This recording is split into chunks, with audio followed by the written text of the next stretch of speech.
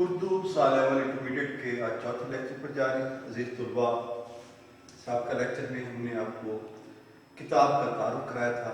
آج ہم اس کے پہلے سبق کی طرف جا رہے ہیں. ہمارا پہلا سبق ہے اسوہ حسنہ.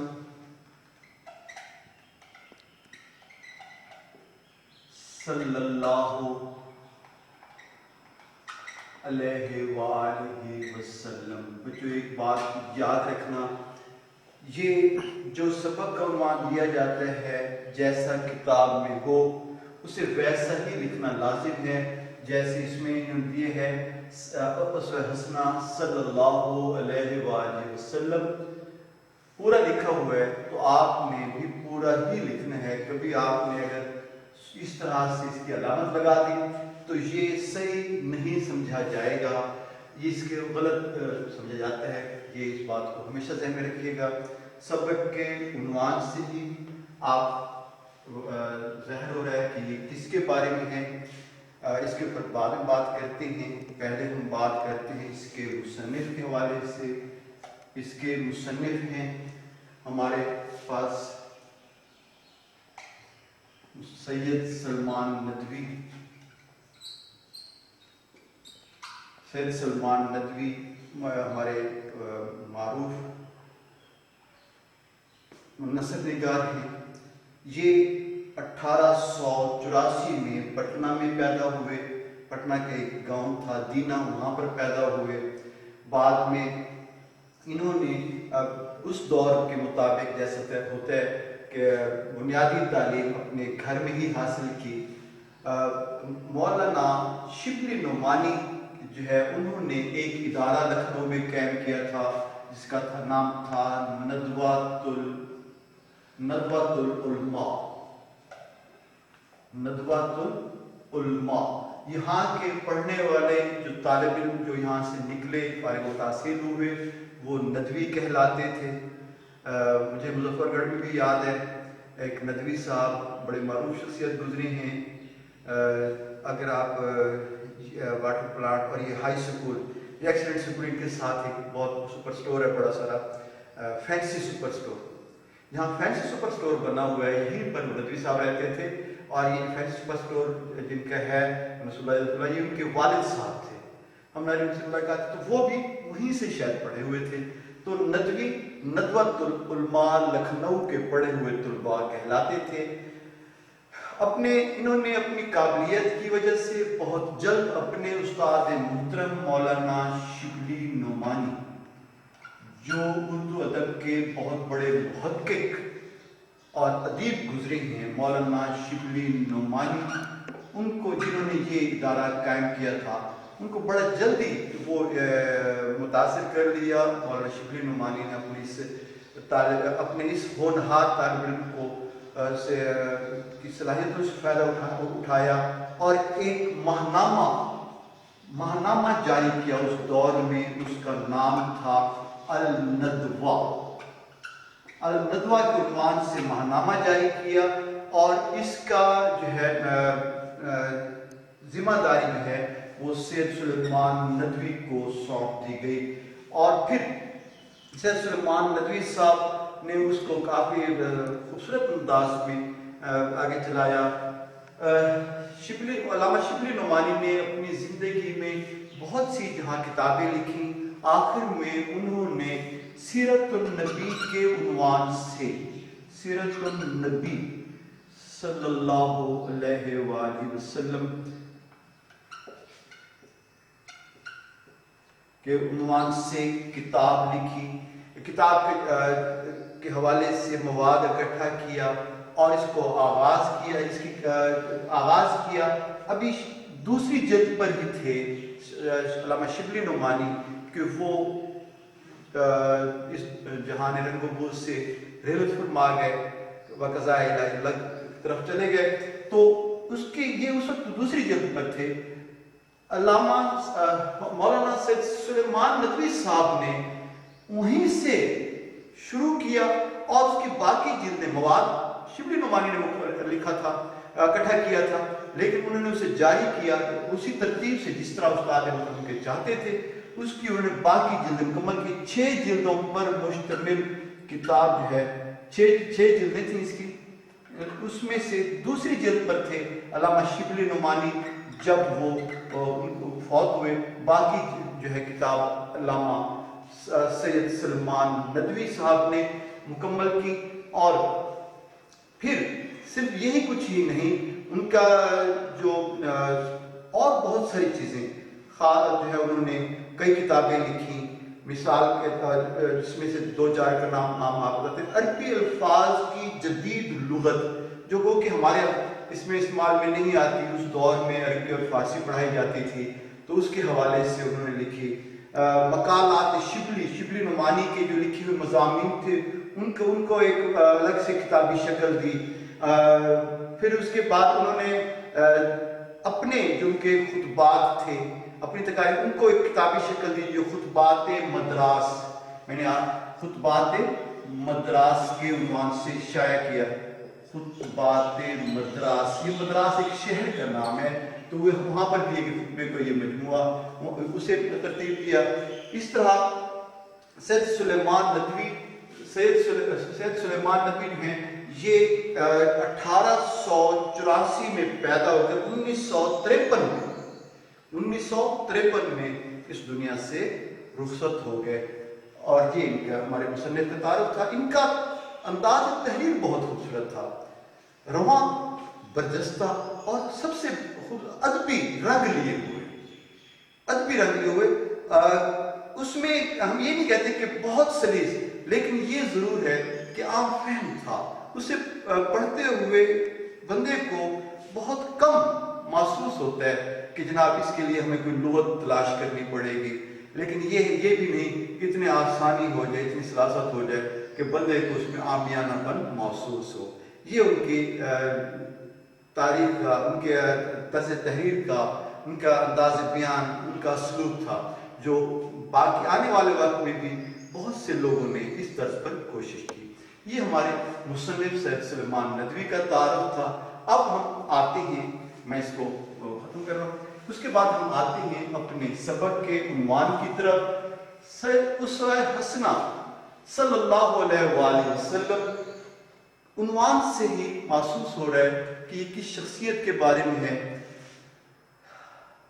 حضرت محمد مصطفیٰ احمد مجتبیٰ سرور کونین شہد عالم صلی اللہ علیہ وآلہ وسلم کی ذات بابرکات کے حوالے سے کم از کم میرے پاس وہ لفظ نہیں ہے، بلکہ شاید کسی کے پاس بھی نہ ہو جو ان کی شخصیت کو صحیح معنی میں بیان کر سکے۔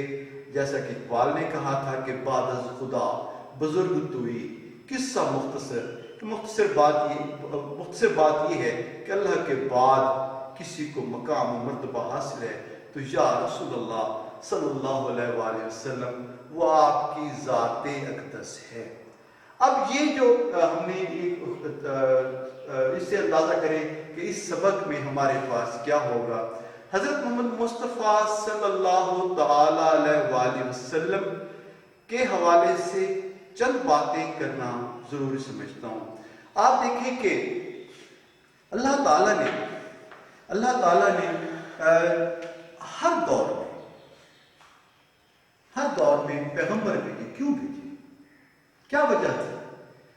وہ کیا وجوہات تھیں جس کو ہم سمجھیں کہ اس کو ان کی اتباع ضروری ہے؟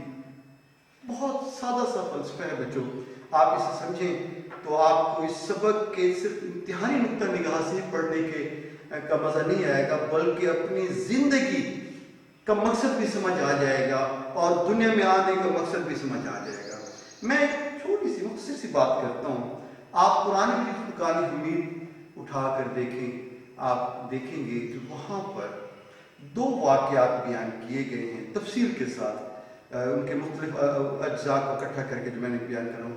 ایک ہے واقعہ جب حضرت آدم علیہ السلام کی تخلیق ہوتی ہے۔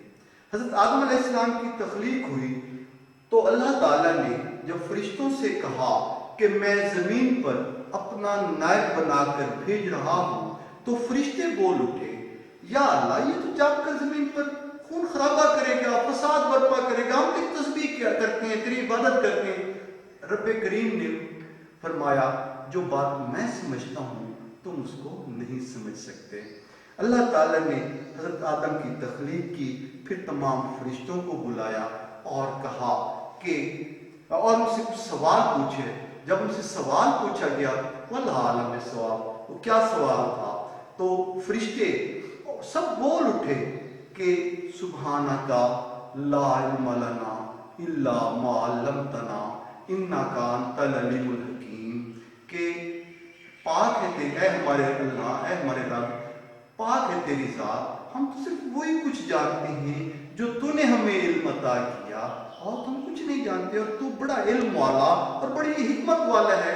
اللہ تعالیٰ نے وہی سوال آدم سے پوچھے تو حضرت آدم علیہ السلام نے ان کے جوابات دے دیے۔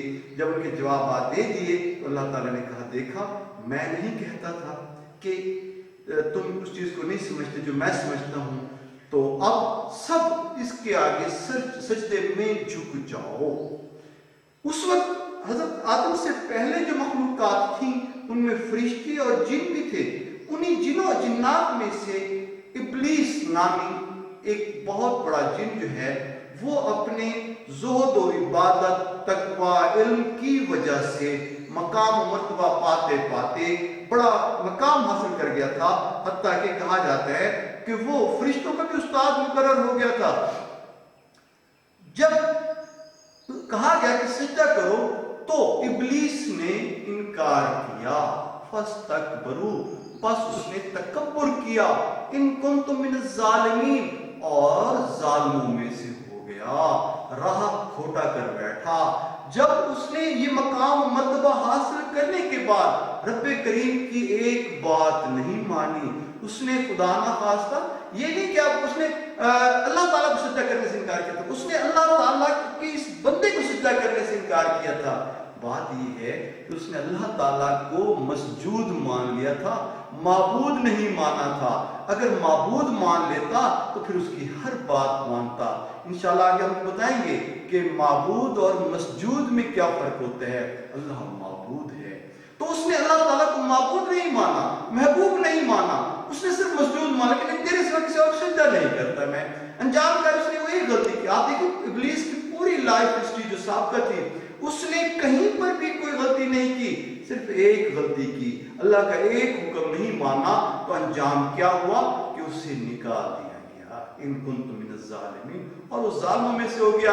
اللہ تعالیٰ نے اس پر لعنت بھیجی، اللہ اس کے فرشتوں نے اس پر لعنت بھیجی، اسے وہاں سے نکال دیا گیا۔ اب آدم کو جنت میں بھیج دیا گیا، اس کا جوڑا بنایا گیا، ہوا اس کی پسلی سے پیدا کی گئی، اور اسے کہا گیا کہ جنت میں رہو، کھاؤ پیو، جو مرضی کرو، تم سے کوئی پوچھ نہیں، سوائے ایک حکم کے کہ یہ خاص پودا ہے، یہ خاص پھل ہے، اس کے قریب مت جانا، اس کو ہاتھ نہیں لگانا، یہ حکم عدولی نہیں کرنی۔ حضرت آدم علیہ السلام نے اپنی زوجہ حضرت حوا کے ساتھ اس پھل کو کھا لیا، اور جب کھا لیا تو کیا انجام ہوا کہ اللہ تعالیٰ نے انہیں بھی جنت سے نکال دیا۔ اب دیکھیں کہ ابلیس نے بھی ایک غلطی کی، اپنے مقام سے گرا دیا گیا۔ آدم حوا نے بھی ایک غلطی کی، انہیں ان کے مقام و مرتبے سے نکال دیا گیا اور انہیں زمین پر بھیج دیا گیا۔ روئے زمین پر آنے کے بعد حضرت آدم علیہ السلام کو اپنی غلطی کا احساس ہوا، آدم و حوا کو اپنی غلطی کا احساس ہوا، تو دعا کرنے لگے، ربنا ظلمنا انفسنا وان لم تغفر لنا وترحمنا لنکونن من الخاسرین۔ اے ہمارے رب، ہم نے اپنی جان پر ظلم کیا، ہم نے تیری بات نہ مان کر اپنا نقصان کیا، اپنی جان پر ظلم کیا، اگر تم نے ہمیں معاف نہ کیا، ہمیں بخش نہ دیا تو ہمیں تو بڑا خسارہ ہو جائے گا، بڑا نقصان اٹھا بیٹھیں گے، ہم تو کسی کام کے نہ رہے۔ رب کریم نے ان کی معافی قبول کر لی۔ لیکن یہاں پر ایک غلط فہمی دور کرتے جاؤں جس سے آپ کو سمجھ آ جائے گی کہ ان کی معافی مشروط قبول ہوئی ہے، مشروط قبولیت دی گئی ان کو کہ اے آدم، تم کہتے ہو کہ تیرا ایک حکم نہیں مانا اور غلطی کر بیٹھے، ٹھیک ہے مان لیا، کہ تمہاری اس غلطی کو ہم مان لیتے ہیں کہ تم غلطی اپنی مان رہے ہو، اپنی اس معافی تمہاری مان لیتے ہیں، لیکن بات یہ ہے کہ تمہاری معافی اس طرح قبول ہوگی کہ تم اور تمہاری اولاد روئے زمین پر رہیں گے، میرے احکامات آتے رہیں گے، جو میرے احکامات مانے گا تو جنت بسائی ہی تمہارے لیے ہے، تمہارے لیے ہی سب کچھ ہے۔ ہاں اب اگر میرے احکامات کی جو پابندی نہیں کرے گا تو اس کے لیے تو پھر سزا واجب ہو جائے گی نا۔ حضرت آدم علیہ السلام اور اس کی اولاد کو زمین پر اس مشروط معافی کے ساتھ رکھا گیا، اور پھر وقت کے تقاضوں کے ساتھ ساتھ ترتیب کے ساتھ، جیسے بچوں کو رات پڑھانا شروع کرتے ہیں، اللہ تعالیٰ نے اولاد آدم کو صدیوں سے ایک ایسا ایک نہج پر لے آیا کہ ان کو روئے زمین پر کمانا کیسے ہے، کھانا کیسے ہے، چلنا کیسے ہے، پھرنا کیسے ہے، اٹھنا کیسے ہے، بیٹھنا کیسے ہے، سب کچھ کے بارے میں احکامات دیے۔ ہر روئے زمین پر مختلف جگہوں پر، مختلف اقوام پر، مختلف ادوار میں لوگ انبیاء آتے رہے، پیغمبر آتے رہے، رسول آتے رہے جو اللہ کے احکامات پہنچاتے رہے۔ کسی نے ان کو سکھایا کہ تم نے کیسے تولنا ہے، کیسے کاروبار کرنا ہے، کسی نے ان کو بتایا کہ بتوں کی پوجا نہیں کرنی، کسی نے کچھ سمجھایا، اور یہ پیغمبر حضرت آدم علیہ السلام سے لے کر حضرت مصطفیٰ صلی اللہ علیہ وآلہ وسلم تک آتے رہے۔ اور یہ ان میں بعض تو ایک ہی دور میں کئی پیغمبر ہے، بعض جو ہے وہ مختلف صدیوں کے فاصلے کے ساتھ ہے، بعض جو کسی ایک علاقے کے لیے، بعض جو پوری قوم کے لیے، پوری روئے زمین کے لیے، اور سب سے آخر میں حضرت محمد مصطفیٰ احمد مجتبیٰ سرور کونین شاہد عالم صلی اللہ تعالی علیہ وآلہ وسلم تشریف لائے۔ اس سے پہلے جو بھی آئے ان کو بھی مختلف مراتب کے ساتھ بھیجا گیا۔ کسی نے آ کر کسی ایک علاقے کے لیے کوئی آیا، کوئی ایک نقطے کے لیے آیا، کسی نے آ کر ان کو کچھ سمجھایا، کسی نے کچھ، اور کچھ جو ہے وہ کتابیں بھی ساتھ لائے، صحائف بھی ساتھ لائے، جیسے آپ جس میں سے چند 3 صحائف صاحب کا مشہور ہے، تورات، زبور اور انجیل۔ حضرت محمد مصطفیٰ صلی اللہ علیہ وآلہ وسلم کو ایک خاص خوبی دی گئی کہ آپ کو تمام پیغمبروں کا امام بھی بنایا گیا، آپ کو کتاب بھی دی گئی، اور صرف یہیں تک بات نہیں روکی گئی بلکہ ساتھ ہی آپ صلی اللہ تعالی علیہ وآلہ وسلم نے اس پر پریکٹیکل یعنی عمل بھی کر کے دکھایا۔ اس پر حسنہ اسی کو کہا جاتے ہیں۔ آپ کی عملی زندگی، آپ کی زندگی کیسی تھی؟ ہمارے پاس 2 چیزیں رہ جاتی ہیں۔ ایک سب سے پہلی چیز اللہ کا کلام، ہم اس سے پہلے بھی کئی کتابیں اللہ تعالیٰ نے نازل کی اپنے انبیاء پر، لیکن وقت کے ساتھ ساتھ وہ جو ہیں ختم ہوتی گئیں، ان کے مدرجات تھے وہ بدلتے گئے اور تبدیل ہوتے گئے، اور ان کے اندر سچائی ختم ہو گئی۔ لیکن قرآن مجید فرقان حمید وہ کتاب ہے جو اللہ تعالیٰ نے فرمایا کہ اس کی حفاظت کی ذمہ داری میں خود لیتا ہوں۔ یہی وجہ ہے کہ صدیاں گزر گئیں، 1400 سال سے بھی زیادہ عرصہ گزر چکا، آپ دیکھیں کہ آج بھی اس میں زیر و زبر کا فرق نہیں آ سکا۔ اس میں جو اس کے جیسے پہلے دن تھا قرآن مجید، آج بھی ویسا ہی ہے۔ وقت کے ساتھ بہت سے لوگوں نے، منافقین نے، مشرکین نے، دشمنان اسلام نے بہت دفعہ کوشش کی اس میں تحریف کرنے کی، بہت دفعہ کوشش کی اسے ختم کرنے کی، لیکن اسے ختم نہیں کر سکے۔ اب اگلی بات آتی ہے، بچوں آپ دیکھیں کہ ایک چیز کا کہہ دینا آسان ہوتا ہے، لیکن اس پر عمل کر کے دکھانا تھوڑا سا مشکل ہوتا ہے۔ حضرت محمد مصطفیٰ صلی اللہ تعالی علیہ وآلہ وسلم نے کیا کیا کہ اس پر عمل بھی کر کے دکھایا کہ یہ اللہ کے احکامات ہیں اور اس پر عمل کیسے کرنا ہے۔ حضرت سیدہ ام المومنین حضرت عائشہ صدیقہ رضی اللہ تعالی عنہا سے کسی نے پوچھا کہ حضور صلی اللہ تعالی علیہ وآلہ وسلم کے اخلاق کیسے تھے، تو سیدہ ام المومنین حضرت عائشہ صدیقہ رضی اللہ تعالی عنہا فرماتی کیا تم نے قرآن نہیں پڑھا؟ جو کچھ قرآن میں ہے آپ صلی اللہ تعالی علیہ وآلہ وسلم کی وہی اخلاقیات ہیں۔ اس طرح سے آپ کو اندازہ ہوگا کہ اسوہ حسنہ کو پڑھنا کیوں ضروری ہے۔ آپ دیکھیں میں نے جو سابقہ باتیں کی ہیں ان کے تناظر میں آپ دیکھیں تو آپ کو سمجھ آئے گی کہ ہمارے لیے حضور صلی اللہ تعالیٰ علیہ وآلہ وسلم کی زندگی کے بارے میں پڑھنا کیوں ضروری ہے، کیونکہ ہمارا دنیا میں آنے کا مقصد اللہ کو راضی کرنا ہے۔ دنیا میں آنے کا مقصد اللہ کی رضا حاصل کرنا تھا، اور اللہ کی رضا کہاں سے ملتی ہے؟ اللہ کی رضا ملتی ہے اللہ کے نے جو پیغمبر بھیجے، جو پیغمبر جس دور میں بھیجے ان کی اتباع کرنے میں، ان کی اتباع کرنے میں اور ان کے احکامات ماننے میں ہمارے پاس ہمارے جو ہے حضرت محمد صلی اللہ تعالیٰ علیہ وآلہ وسلم، حضرت محمد صلی اللہ علیہ وسلم کی اتباع ہمارے لیے اسی لیے ضروری ہے کہ ہم زندگی اس میں جو اس زندگی کا مقصد ہے اسے پورا کر سکیں۔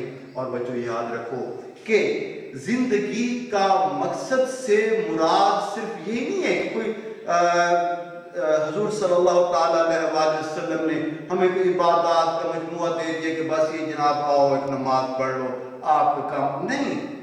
حضرت محمد مصطفیٰ صلی اللہ علیہ وآلہ وسلم جو دین لائے ہیں وہ آپ کی پیدائش سے لے کر آخرت تک کے بارے میں احکامات دے رہا ہے۔